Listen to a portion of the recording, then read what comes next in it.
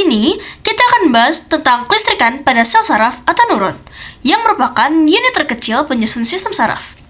Neuron terdiri atas 3 bagian utama, yaitu badan sel, dendrit, dan juga akson.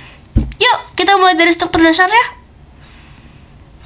Nah, badan sel saraf mengandung inti sel dan juga sitoplasma. Dari badan sel ini ada dendrit yang disebut juga serabut pendek yang bercabang dan berfungsi untuk menerima rangsangan dari ujung akson neuron lain.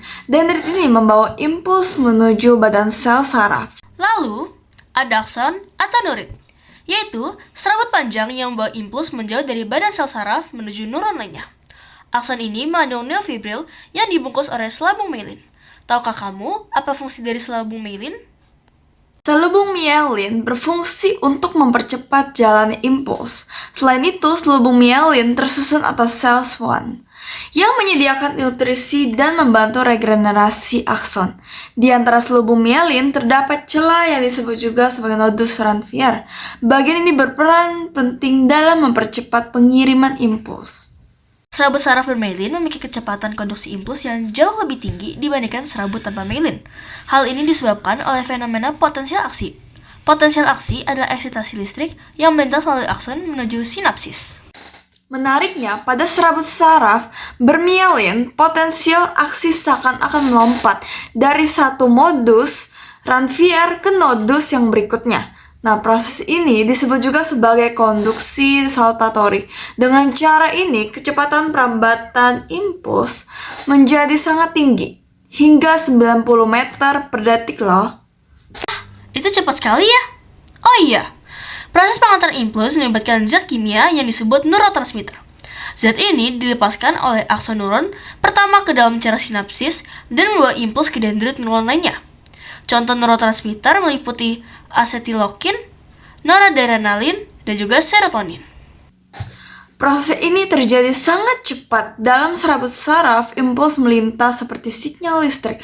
Selain itu ada 2 faktor utama yang memengaruhi kecepatan perambatan potensial aksi, yaitu hambatan internal akson dan kapasitasi membran.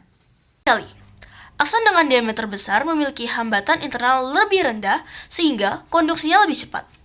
Sementara itu, kapistansia rendah pada membran serabut bermyelin juga mempercepat perlambatan impuls. Dengan begitu, kita bisa memahami bagaimana kecepatan konduksi sinyal dalam serabut saraf bermyelin lebih tinggi dibandingkan serabut tanpa myelin. Nah, ini juga menjelaskan mengapa terjadi loncatan sinyal dari satu nodus ke nodus yang berikutnya. Luar biasa ya? Nah, sekarang mari kita bahas tipe-tipe sel saraf. Ada 4 jenis utama, yaitu neuron sensori, motor, penghubung, dan juga adjustor. Neuron sensori mengantarkan rangsangan dari reseptor ke saraf pusat. Neuron motor mengirimkan impuls dari saraf pusat ke efektor, seperti otot dan juga kelenjar. Sedangkan neuron penghubung berperan sebagai perantara antar neuron, dan neuron adjustor menghubungkan neuron sensori dengan motor di sumsum tulang belakang. Selanjutnya, ada 2 cara impuls berjalan, yaitu jalan panjang dan jalan pendek. Jalan panjang dikendalikan oleh otak, sedangkan jalan pendek terjadi tanpa disadari, seperti pada gerakan refleks. Gerak refleks berpusat di sumsum tulang belakang.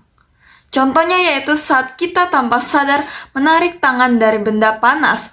Nah, jalannya impuls pada gerak refleks adalah reseptor, saraf sensori, sumsum tulang belakang, dan saraf motor lalu efektor.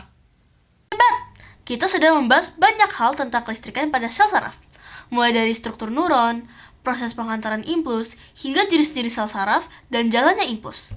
Semoga penjelasan ini membantu kalian semua memahami sistem saraf dengan baik ya. Sekian dari kami, terima kasih sudah menonton teman-teman, sampai jumpa di pembahasan berikutnya.